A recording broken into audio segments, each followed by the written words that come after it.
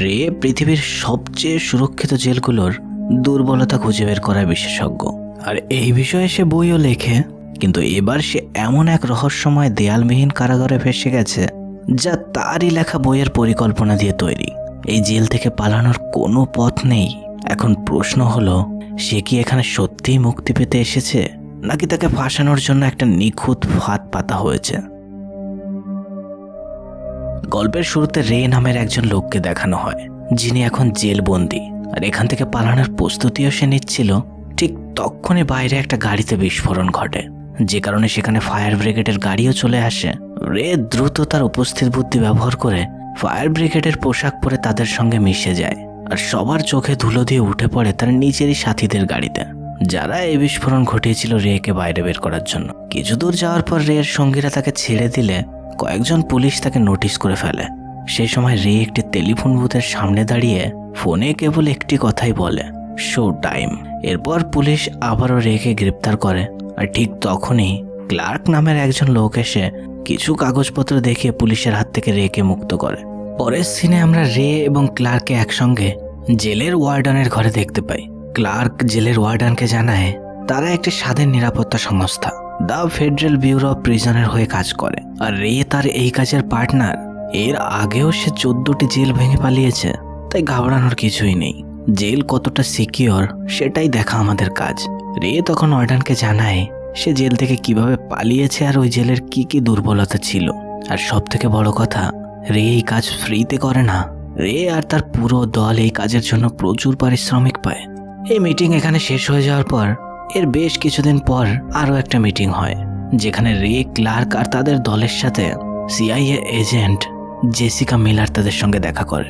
Jessica তাদেরকে বলে পৃথিবীর সবথেকে বড় ক্রিমিনালদের জন্য একটা গোপন কারাগার তৈরি করা হয়েছে, যা কোনো সরকারি প্রকাশ্যে আনতে চায় না। তবে সেখানকার লোকজন জেলের নিরাপত্তা নিশ্চিত করতে চায়, সে কারণে তারা রেকে সেই কারাগারে গিয়ে পালানোর কোনো পথ আছে কিনা সেটা খুঁজে দেখার জন্য চুক্তিবদ্ধ করতে চায়। আর এই কাজের জন্য রেকে অফার করা হয় $5 মিলিয়ন, যেটা রের নর্মাল ফিস থেকে অনেক বেশি ছিল। কিন্তু যেহেতু জেলটি অফিসিয়াল জেল নয়, তাই এর সম্পর্কে এদের টিমের কাছে কোনো নলেজ নেই। এখন সবচেয়ে বড় সমস্যা এটা, জেলের লোক চায় রের সঙ্গে তার দলের লোক কোনো রকম যেন সম্পর্ক না রাখে। রে কখন কোথায় থাকবে তার কোনো কিছুই তারা দেখতে পাবে না, যে কারণে রের টিমের লোকেরা এই কাজে অসম্মতি জানায়। কিন্তু রের এই কাজ পেশার থেকে বেশি একটা নেশার মতো, তাই সে নিজেই এই কাজে রাজি হয়ে যায়। এরপর আমরা দেখতে পাই রের জন্য সম্পূর্ণ একটা নতুন পরিচয় তৈরি করা হয়, যেখানে রের নাম হবে অ্যান্টনি, আর তার বিরুদ্ধে অভিযোগ থাকবে এটাই ইউরোপের একটা বড় বিস্ফোরণের সে মাস্টার মাইন্ড। যেহেতু রের টিমমেটরা তার সঙ্গে কোনো যোগাযোগ রাখতে পারবে না, তাই রেকে ভরসা দেওয়ার জন্য এটাও জানিয়ে দেওয়া হয় কোনো রকম সমস্যা হলে ওই জেলের ওয়ার্ডান মসের সঙ্গে দেখা করে একটা বিশেষ কোড বলে সে ভালোভাবে জেল থেকে বেরিয়ে আসতে পারবে। তবে রের টিমমেটরা এই বিষয়ে ঝুঁকি নিতে চাইছিল না, তাই তার পার্টনার অ্যাবিগেল গোপনে তার শরীরে একটা ট্রান্সমিটার বসিয়ে দেয়। রেকে সেই জেলে নিয়ে যাওয়ার জন্য একটা গাড়ি আসে। যেহেতু সেই জেলের লোকেশন হিডেন, তা রেকে গাড়িতে তোলার সঙ্গে সঙ্গে তাকে প্রথমে অজ্ঞান করা হয়, আর তার পুরো বডি স্ক্যান করে তার শরীর থেকে সে গোপন ট্রান্সমিটারটাও বের করে ফেলা হয়। এদিকে রের টিমমেটরাও বুঝতে পারে তাদের ট্রান্সমিটার নষ্ট করা হয়েছে। যতক্ষণে রের জ্ঞান ফেরে, চোখ খুলে সে নিজেকে আবিষ্কার করে দেয়ালবিহীন এক জেলের ভেতর, যেখানে কয়েদিদের কাচের সেলে রাখা হয়েছিল। এর সাথে সাথে ড্রোন ক্যামেরার মাধ্যমে সমস্ত সময় তাদের উপর নজর রাখা হচ্ছে। এমনকি গার্ডরাও তাদের মুখে সব সময় মাস্ক পরে থাকে, যাতে তাদের ফেস মনে রেখে তাদের সঙ্গে ভাব জমানো না যায়। রে বুঝতে পারে সে এখানে ফেসে গেছে, কারণ যখন তাকে ওয়ার্ডান হবসের সামনে নিয়ে যাওয়া হয়, সে জানতে পারে ওয়ার্ডান মস এখানের আর ওয়ার্ডান নেই। সে অনেক আগেই এখান থেকে চলে গেছে। কিন্তু রে তার সে সিক্রেট কোড হবসকে বললে হবস হেসে ওঠে আর তাকে বলে, তোমার এই কোড কোনো কাজে আসবে না। তুমি কি ভাবলে তুমি এই কোড বলবে আর আমি তোমাকে জেল থেকে যেতে দেব? বাকি সারা জীবন তোমাকে এই জেলের মধ্যেই থাকতে হবে। এরপর আমরা পরের দিনের সিন দেখতে পাই, যেখানে বাকি কয়েদিদের সাথে সবাইকে একটা বড় হলে নিয়ে যাওয়া হয়। রেকে নতুন পেয়ে কয়েকজন পুরনো কয়েদি তার উপর অ্যাটাকও করে, কিন্তু রে তাদেরকে তার পাল্টা জবাব দিলে সেখানে এমিল নামে একজন এসে সবাইকে থামতে বলে। এরপর আমরা দেখতে পাই এমিল আর রের মধ্যে বেশ ভালোই কথোপকথন চলতে থাকে, যেখান থেকে আমরা জানতে পারি ভিক্টর ম্যানহাম নামের একজন বেশ ধনী ব্যক্তি ছিল। আর সে ধনী এই কারণেই কারণ সে ধনীদের টাকা লুটে গরিবদের মধ্যে লুটিয়ে দিত। আর জেলের ওয়ার্ডেন এখন তার খবর এমিলের কাছ থেকে এই জন্যই জানতে চায় কারণ এমিল একটা সময় তার নিরাপত্তার দায়িত্বে কাজ করত। দুজন দুজনের পরিচয় হলে এরপর আবারও আমরা যখন রেকে নিজের সেলে দেখতে পাই, রে তার সেল থেকে চারিদিকে পর্যবেক্ষণ করে একটা আইসোলেশন এরিয়া দেখতে পায়। আর পরের দিনে সে এমিলকে বলে, তুমি কি আমাকে যে কোনোভাবে ওইখানে পৌঁছাতে পারবে? এমিল কিছুক্ষণ কিছু একটা ভাবে আর সঙ্গে সঙ্গে রে এর উপর অ্যাটাক করে দেয়। দুজনের মধ্যে বেশ ফাইট হওয়ার কারণে একটা সময় জেলের সিকিউরিটি এসে দুজনকে সাজা হিসাবে তীব্র আলোকযুক্ত একটা বক্সে বন্দি করে দেয়। রেয়ের যেখানে যাওয়ার ছিল সে চলে এসেছে, কিন্তু এই বক্সের ভেতরে থাকা অবস্থায় তীব্র টর্চারের মধ্যে সে লক্ষ্য করে মেঝেতে স্টিলের রিভেট লাগানো একটা প্লেট রয়েছে। প্রচন্ড টর্চারের কারণে পরের দিন যখন ডাক্তার আসে তাদেরকে কিওর করার জন্য, রে কথায় কথায় তার সঙ্গে ভাব জমানোর চেষ্টা করে। কিছুক্ষণ কথা বলতে রে বুঝতে পারে ডাক্তার একজন সত্যি ভালো মানুষ, সময় এলে তার কাছ থেকে সাহায্যের আশা করা যায়। সিন চেঞ্জ হয়। এদিকে আমরা ওয়ার্ডেন হবসের রুমে আমরা দেখতে পাই রের জেল পালানো এক্সপিরিয়েন্স থেকে লেখা সেই বই। এখান থেকে আমরা বুঝতে পারি হবস এই জেলের সিকিউরিটি এমনভাবে রেখেছিল যাতে রের মতো এক্সপার্টরাও এই জেল থেকে কোনোভাবে বাইরে না যেতে পারে। ওই দিন জেলের সমস্ত কয়েদিদের যখন আবারও সেই হল ঘরে নিয়ে আসে, রে এমিলকে বলে যদি আমাদের জেল থেকে পালাতে হয় তাহলে একটা গোলাকার ধাতব টুকরো আমার চাই, যেটা পেলে হয়তো আমি কিছু একটা করতে পারবো। আবার ওই দিনই ওয়ার্ডেন হবস এমিলকে প্রচন্ড টর্চার করে তার কাছ থেকে ভিক্টরের ঠিকানা বের করার জন্য। সেই ভিক্টর যে ধনী ব্যক্তিদের টাকা চুরি করে গরিবদের মধ্যে ছড়িয়ে দিত। কিন্তু এটা এমিলের রোজগার, এটা তার সহ্য হয়ে গেছে। তো আজও প্রচন্ড টর্চার সহ্য করার পর চালাকির সাথে সেখান থেকে একটা লোহার টুকরো সে সংগ্রহ করে। ওই দিন দুজনের কথোপকথনে রের কিছু পুরনো কথা আমরা জানতে পারি। রে এমিলকে জানায়, জেল পালানো আমার পেশা হলেও তবে এটা একটা ফাঁদ ছিল, এখানে আমাকে এনে ফাঁসানো হয়েছে। আমি জানি এখানে আমাকে আনা হয়েছে আমাকে পুরোপুরি মেরে ফেলার জন্য। আমি মানছি এই জেলের সিকিউরিটি হাই, তবে কোনো না কোনো পদ্ধতি তো আমি বের করবই। সাধারণত জেল থেকে পালানোর জন্য 3টে জিনিসের দরকার হয়: জেলের নকশা, সিকিউরিটিদের ডিউটির রুটিন, আর সব থেকে বড় কারোর সাহায্য। এবার রে জানায়, আইসোলেশন বক্সে থাকা ড্রেনের মধ্যে দিয়ে আমি কাল বের হব। জেলের লম্বা কাঠামো দেখে এটাই মনে হচ্ছে এই জেল সম্ভবত গুহা বা কোনো খাড়ির মধ্যে তৈরি। এমিল তাকে তখন জিজ্ঞাসা করে, আইসোলেশন বক্স দিয়ে তুমি বেরোবে কিভাবে? তখন রে বলে, ওই আইসোলেশন বক্সের ওই আলোর প্রতিফলন ব্যবহার করে ইস্পাতের রিভেটগুলো গরম হলে সেটা খুলে ফেলা সম্ভব। তো ওর ভেতরে যাওয়ার পর তোমার একটাই কাজ হবে, 5টা মিনিটের জন্য গার্ডের মনোযোগ তোমার দিকে সরাতে হবে, যাতে আমি ওইখানে থাকা ক্যামেরায় টিস্যু পেপার লাগিয়ে নিচে নামতে পারি। প্ল্যান অনুযায়ী ওই আইসোলেশন বক্সে যাওয়ার জন্য তারা ওই দিন জাভেদ নামে একটা কয়েদের সঙ্গে মারামারি শুরু করে দেয়, যে কারণে গার্ডরা তাদের 3জনকেই ধরে আলাদা আলাদা আইসোলেশন বক্সে বন্ধ করে দেয়। বক্সের ভেতরে রে প্রথমেই ধাতুর টুকরোটা দিয়ে প্রচন্ড তাপওয়ালা আলোর প্রতিফলন ব্যবহার করে প্রথমে ইস্পাতের স্ক্রুগুলো খুলে ফেলে। তবে গার্ডদের নজর যাতে তার ঢাকনা খোলার উপর না পড়ে, তখনই এমিল ঝুটামুটা চিৎকার শুরু করে দেয়। আর এই সুযোগের সদ্ব্যবহার করে রে ক্যামেরার উপর একটা টিস্যু পেপার চিপকে দেয়। প্রচন্ড গরমের কারণে ঢাকনা খুলতে অসুবিধা হলেও রে যেন তেন প্রকারে সেটা খুলেই ফেলে। তারপর ওর ভেতর দিয়ে প্রথমে নিচের দিকে নামে আর আবারও একটা পাইপের মাধ্যমে উপরে উঠতে শুরু করলে পুরোপুরি উপরে এসে রে অবাক হয়ে যায়, কারণ সে দেখতে পায় কারাগারটি আসলে সমুদ্রের মাঝখানে একটা বিশাল জাহাজের মধ্যে তৈরি। আর এখান থেকে জলে ঝাঁপ দেওয়া মানে সাক্ষাৎ মৃত্যুকে আমন্ত্রণ করা। রে সময় নষ্ট না করে দ্রুত আবার তার নিজের সেলে ফিরে আসতে শুরু করে। উপরেই ওঠার সময় একটা জলের পাইপ ফেটে যাওয়ার কারণে ধীরে ধীরে সেলের সমস্ত জায়গায় জল ভরতে শুরু করেছে। যেন তেন প্রকারে রে এসে কোনো মতে সেলের ঢাকনা লাগিয়ে সময় মতো আবারও তার ভেতরে চলে আসে। সমস্ত জায়গায় জল ভরে যাওয়ার কারণে ওয়ার্ডেন হবস গার্ডদের তাড়াতাড়ি সবাইকে বের করতে বলে। আর এরকম জল ভরে যাওয়ার কারণ জানার জন্য যখন পরীক্ষা নিরীক্ষা করা হয়, রের বক্সে কিছু খোলা স্ক্রু দেখতে পাওয়া যায়, কিন্তু স্ক্রুগুলোতে মরচে পড়ায় আর কালকের ওই জল ভরে যাওয়া, এতে হবস মনে করে জলের প্রেসারে হয়তো সেটা খুলে গেছিল। ওদিকে শহরের রের টিমমেটরা এখনো রেকে নিয়ে চিন্তিত, শুধু একজন বাদে। রের দলের মধ্যে থাকা ক্লার্ক হবসকে ফোন করে জানিয়ে দেয়, তোমার জেলে থাকা অ্যান্টনি নামক ব্যক্তি আর কেউ না, সেই আসলে 14টা জেল পালানো বিখ্যাত রে। কিন্তু এটা নিয়ে তোমার টেনশনের কিছু নেই, ওই জেল থেকে রে পালাতে পারেনি, এর মানে ওইখান থেকে আর কারোরই পালানো সম্ভব না। ক্লার্ক হবসকে এটাও আবারও জানিয়ে দেয়, তোমার জেলে থাকা এমিলের কাছ থেকে ভিক্টরের ঠিকানা যদি বের করতে পারো তাহলে আমরা হয়তো প্রচুর টাকা ইনকাম করতে পারবো, কারণ ভিক্টরের কাছে এমন একটা প্রোগ্রাম আছে যেটা দিয়ে ওয়ার্ল্ড ব্যাংকের সিকিউরিটিও ব্রেক করা সম্ভব। এদের কথোপকথন শুনে আমরা বুঝতে পারি ক্লার্ক ওদের সঙ্গে হাত মিলিয়ে রেকে এখানে ফাঁসিয়েছে। রের আসল পরিচয় পাওয়ার পর এবার কোনো কারণ ছাড়াই রের উপর এবার প্রচণ্ড টর্চার শুরু হয়। ওই দিন সমস্ত কয়েদিকে যখন আবারও হল ঘরে নিয়ে আসে, তখন দুজনের কথোপকথনে রের মুখে আরও আমরা পুরনো কিছু স্মৃতি জানতে পারি। রে আসলে একজন উকিল ছিল, কিন্তু হঠাৎ একদিন এক জেল থেকে পালানো কয়েদি তার সমস্ত পরিবারকে মেরে ফেলে। আর সেই দিন থেকেই সে নিশ্চিত করে সে সমস্ত জেলের নিরাপত্তা স্ট্রং করার কাজ সে নেবে। কোন জেলে কিরকম দুর্বলতা আছে সেটাই জানিয়ে দেওয়া তার কাজ হবে। দুজনের এই পুরনো কথোপকথনের মধ্যেও তারা মনে মনে একটা ছক ঠিক এঁকে নিচ্ছিল। সমস্ত গার্ডের চালচলন দেখে তাদের মুখ না দেখতে পারলেও তাদের সবাইকে একটা বিশেষ বিশেষ নাম দিয়ে ডিউটির সময় তারা পর্যবেক্ষণ করছিল। ওই দিন রে তার পায়ের ক্ষত ঠিক করার বাহানায় জেলের ডক্টরের সঙ্গে দেখা করে আর তার কাছে কিছু সাহায্য চায়। রে চালাকের সাথে সেখান থেকে কিছু জিনিস চুরি করে আনে। আরও কয়েদিদের কাছ থেকে চশমা আর সেখান থেকে আনা পেন, কাগজ এসবের ব্যবহার করে সে একটা সেক্সটেন্ট তৈরি করে, যেটার মাধ্যমে তারা বুঝতে পারবে এক্স্যাক্টলি তারা সমুদ্রের কোন জায়গায় আছে। পালানোর জন্য এটা জানা অবশ্যই দরকার, কিন্তু এর জন্য আমাদের বাইরে কাউকে যেতে হবে, কারণ আকাশে থাকা তারা আর এই সেক্সটেন্টের মাধ্যমেই আমরা এক্স্যাক্ট লোকেশন বুঝতে পারবো।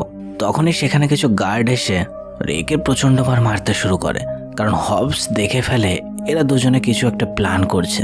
আর রেকে তার রুমে ডেকে তাকে বলে, তুই যত যা কিছুই করে নিস, এই জেল থেকে পালানো অসম্ভব, কারণ এই জেলের সিকিউরিটি ব্যবস্থা তোর বই পড়েই ঠিক করা।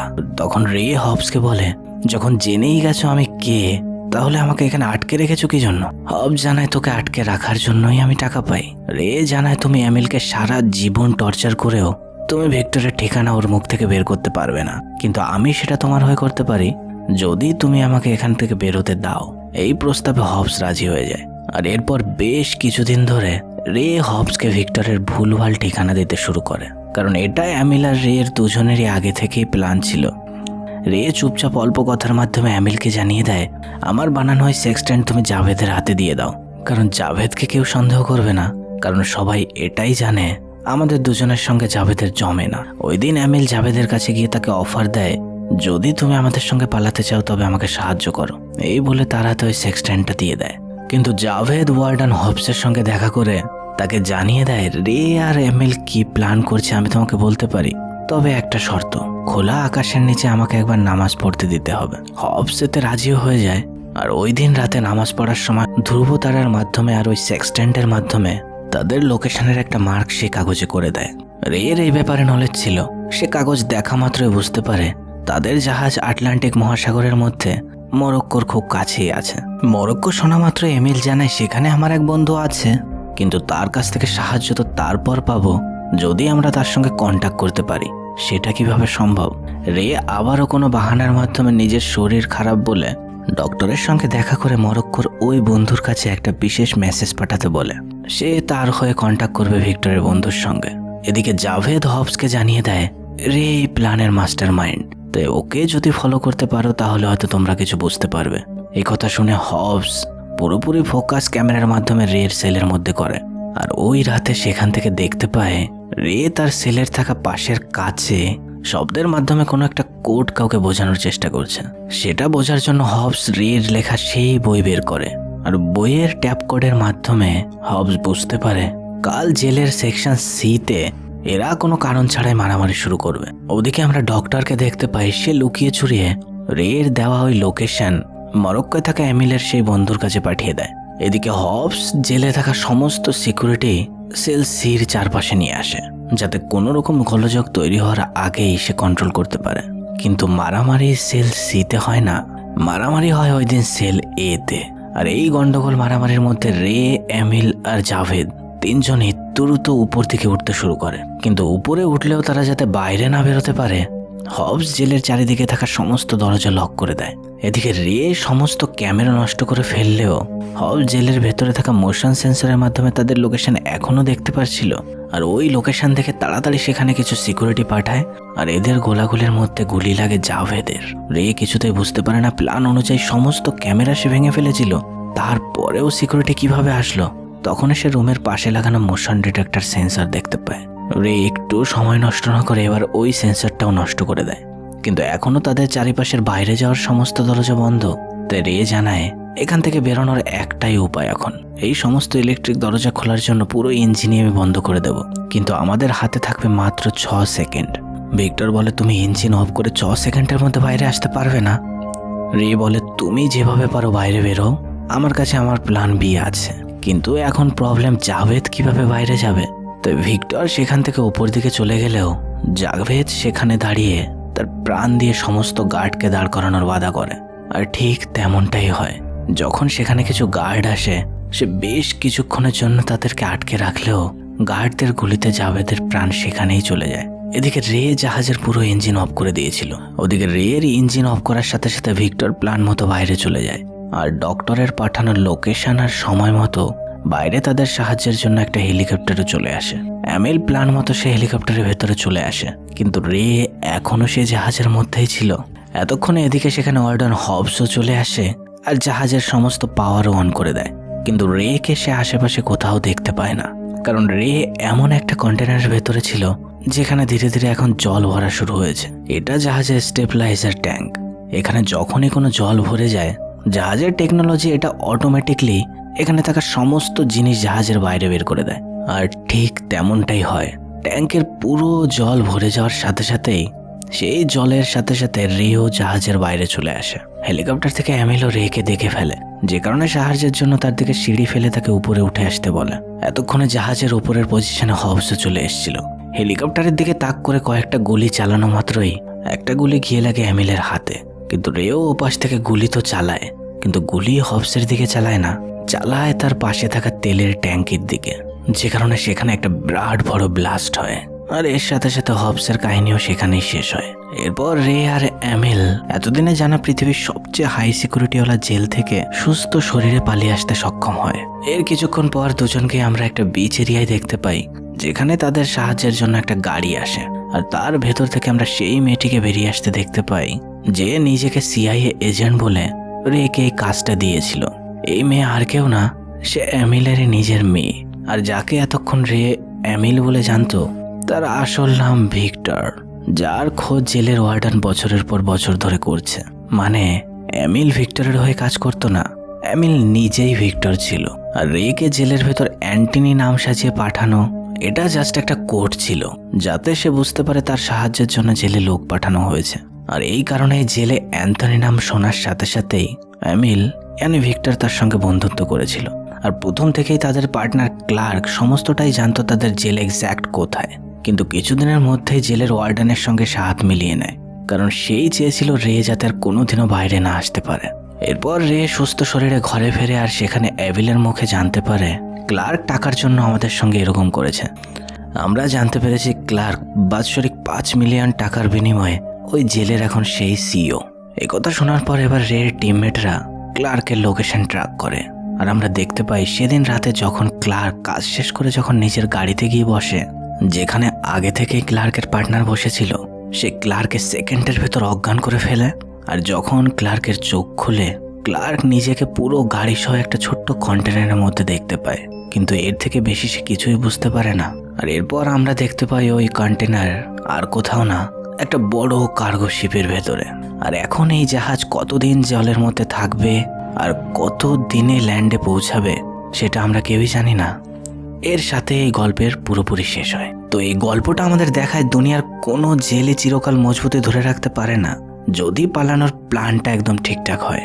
কিন্তু শেষমেশ রে এটা বুঝতে পারে সবচেয়ে কঠিন জেলখানা হলো একটা বিশ্বাস, যেটা একবার ভেঙে গেলে আর জোড়া লাগানো সম্ভব না। আর রের পার্টনারও সেই বিশ্বাসের জেলই ভেঙেছিল, যেটা রে কখনো ভাবতেও পারেনি। তো আশা করি এই গল্পটা তোমাদের পছন্দ হয়েছে। ভালো লাগলে কমেন্টে জানিও। আবার দেখা হবে পরের গল্পে। টাটা।